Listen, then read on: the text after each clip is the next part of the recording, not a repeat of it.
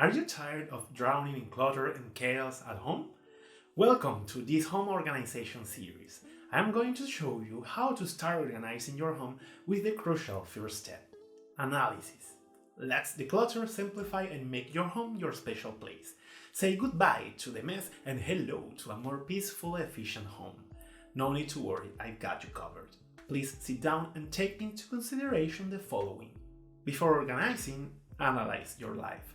We almost always skip this step because we are buying things that we like at the moment and we get carried away by emotions, but impatience plays dirty. And the truth, you don't know how all those objects will look together, the compatibility of their shapes, color, sizes, etc. Sometimes many of those things we have are gifts, and wanting to throw them away or give them away makes us feel guilty. For this and much more, I ask you to analyze these topics. 1. Your project. Before you start making changes, think about: why do you think you have to do it? What is your goal? What are your objectives? What are your expectations? This is a common mistake we all made or continue to make. We don't develop a general concept, a style, an idea of our homes, and we go buying things and putting them one after another, accumulating, resulting in a carnival, an unplanned place where it is easy to observe the inconsistencies. Often we regret our decisions, or worse, we get used to live like that and resign ourselves to the chaos because it's easier. The worst thing about this is that we forget the functionality of things and the use we will give to them. How many objects do you have that you haven't touched in more than a year?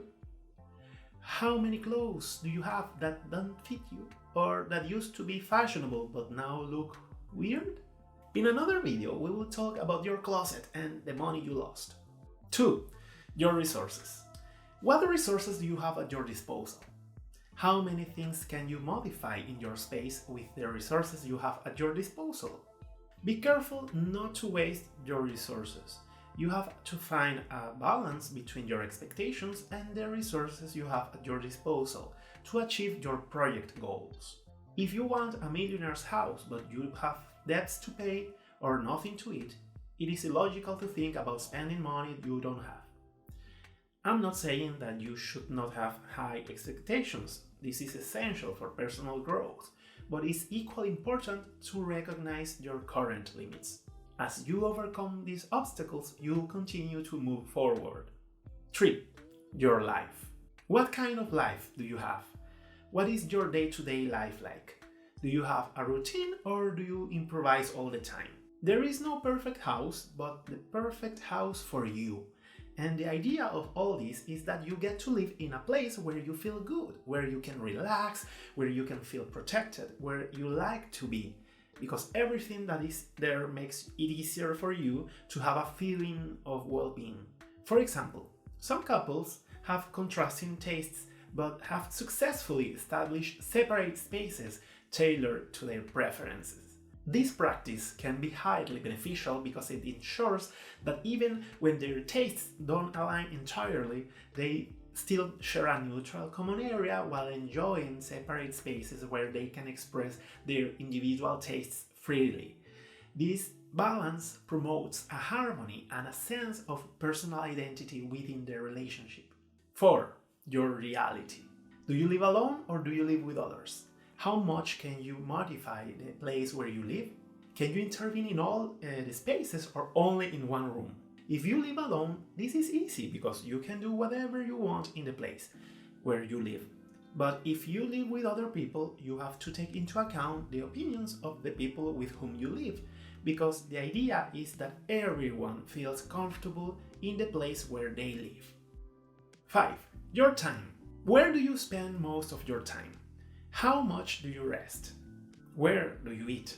Your senses are constantly bombarded by environmental stimuli, and if you spend a lot of time in a place where these stimuli make you feel bad, you have to find a way to modify them or change your environment to improve your health and stability.